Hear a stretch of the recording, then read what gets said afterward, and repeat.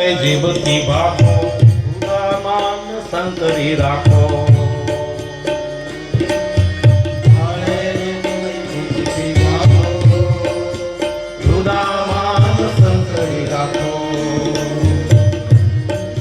કવિએ બંગલાને પૂછ્યું ત્યારે બંગલાએ જવાબ આપ્યો કે કવિરાજ આ તમે બધું પૂછો છો પણ બહુ જાણવા જેવું નથી અને કદાચ હું જણાવીશ તો પછી બંગલામાં રહેવાવાળા તમારાથી ખીજવાઈ જશે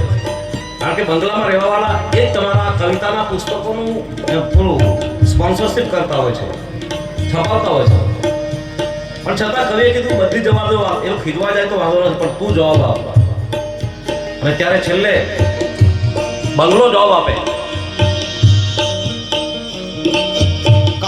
છેવટ બંગલો બોલ્યો બંગલો છે જવાબ આપે કવિને સુણવામાં નથી સાર આ બધું જાણવામાં નથી સાર કાગડી છેવટ બંગલો બોલ્યો સુણવામાં નથી સાર આ બધું જાણવામાં નથી સાર બંગલો કહે કે આ સાંભળવામાં કોઈ ફાયદો નથી કોઈ સાર નથી બંગલો કહેવાનો કે કવિરાજ આ બધી વાત છોડો મારા અંદર જે રહે છે લોકની વાત હું તો હવે ખુદ ભગવાનને પ્રાર્થના કરું છું શું બંગલો કહે ઈશ્વર તું કોઈને આપીશ માવો બંગલાનો અવતાર હેમાળાના માર્ગે જાઓ મારે નાની ઝૂંપડી થાવું હેમાળાના માર્ગે જાઓ મારે નાની ઝૂંપડી થાવું બંગલો કવિને કહે છે હું તો ખુદ ભગવાનને પ્રાર્થના કરું છું કે હે ભગવાન હવે મને બંગલાનો અવતાર જોઈતો નથી જેમ પાંડવો હિમાલય હાડ ગાળવા ગયા ગળાઈ ગયા એમ મારે પણ હવે હિમાલયના માર્ગે જવું છે બંગલામાંથી ગળાઈ જઈને ઝૂંપડી થઈ જવું છે બંગલો બનવું નથી મારે બંગલો રહેવો નથી હેમાળાના માર્ગે જાઉં મારે નાની ઝૂંપડી થાઉં હેમાળાના માર્ગે જાઉં મારે નાની ઝૂંપડી થાઉં બોલો તમે બંગલા બોલો ભૈયા કેરી હાથડી બોલો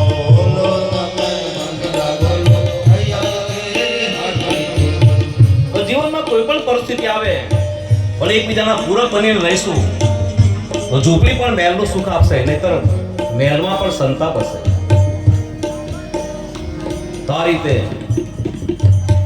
ભગવાન રામ ચિત્રકૂટમાં નિવાસ કરે છે આ બાજુ ભગવાન રામ ચિત્રકૂટમાં રહ્યા અને અયોધ્યાનું શું થયું બાબાજી કહે કે મેં રામ વનગમનની વાતો તો કરી પણ સુમંત અયોધ્યા પહોંચ્યા કે કેમ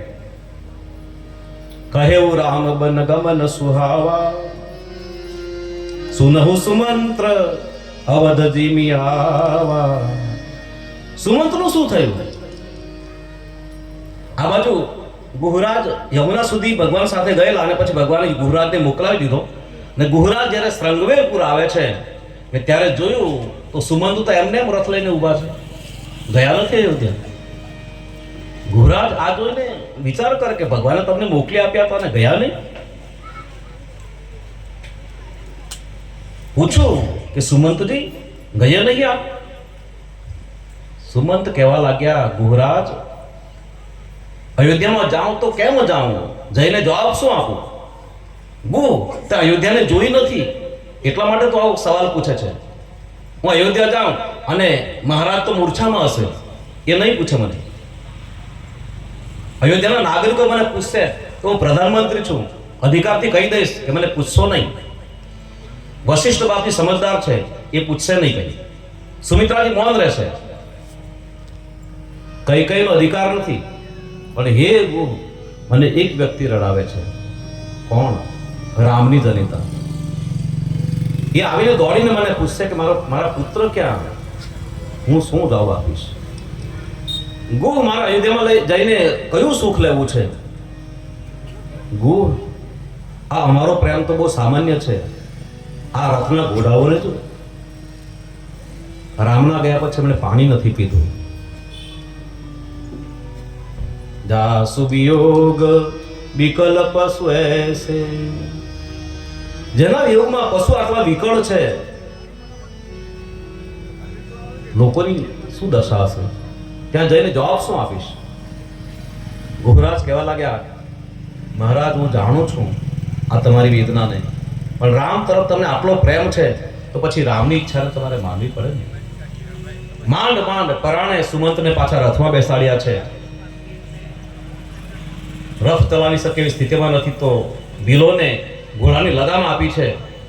ને મહા મુશ્કેલી ત્યાંથી રથ ચલાવ્યો છે.